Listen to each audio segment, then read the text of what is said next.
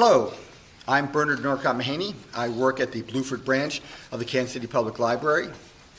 April is National Poetry Month, and during the month of April, I like to read poetry aloud.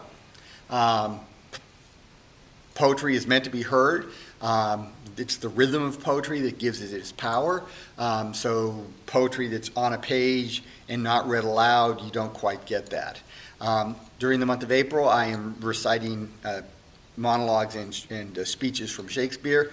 And I urge you to do this if you haven't read a bunch of Shakespeare. Take one of the big plays, Julius Caesar, Romeo and Juliet, Hamlet, Macbeth. They're all fairly accessible plays. I mean, I think you can read them and get something out of them.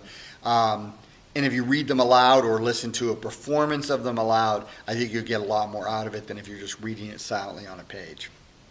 So, today I will be doing a speech of Richard II's from Richard II. At this point, he's basically given up his kingdom. He's imprisoned in the Tower of London, and he's very much a fallen man. Even at the beginning of the play, he's a weak king, but he's at least king. Now he doesn't have that, and he's really sort of falling apart. If I've been studying how I may compare this prison where I live unto the world, and because the world is populous, and here is not a creature but myself, I cannot do it. Yet I'll hammer it out.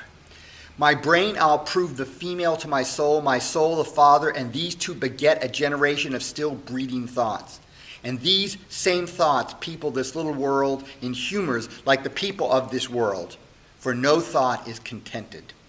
The better sort, as thoughts of things divine, are intermixed with scruples, and do set the word itself against the word.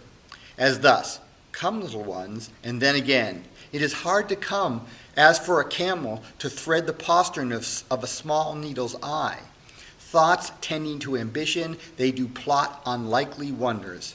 How these vain, weak nails may tear a passage through the flinty ribs of this hard world, my ragged prison walls, for they cannot die in their own pride.